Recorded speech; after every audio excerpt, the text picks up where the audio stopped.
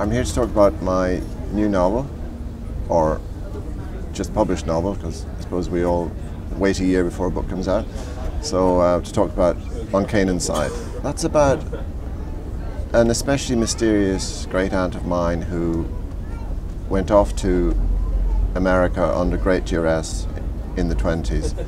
She was obliged to leave, and in the real story she went with her brother actually, and her brother was murdered in Chicago.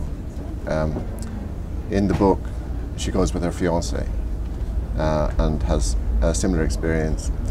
The book's written by her when she's 89 in the relative safety in the Canaan of Bridgehampton, and looking back on her life.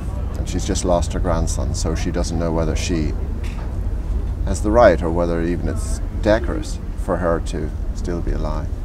And this is what the book is, a note to herself. Being on the Booker long list is like the proverbial magic carpet. It is a wonderful warm wind that lifts you. At the heart of it is actually something more akin to a joyful thing that happens in your childhood. You respond to it, not as a 56-year-old, but as a 6-year-old.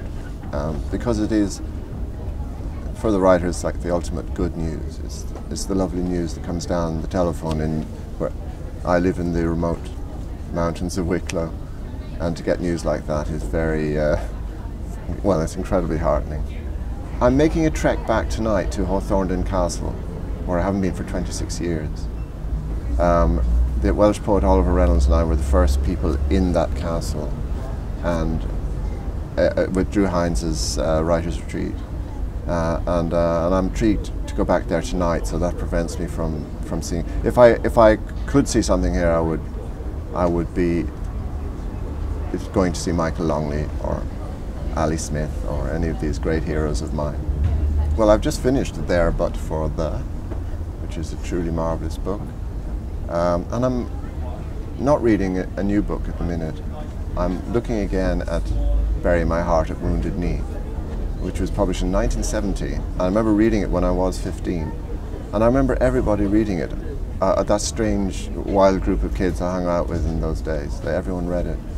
So I wanted to go back to it and see how true it still was. And it is actually a fabulous book. And the reason, the final reason actually books become so popular and so widely read is because they're so beautifully written.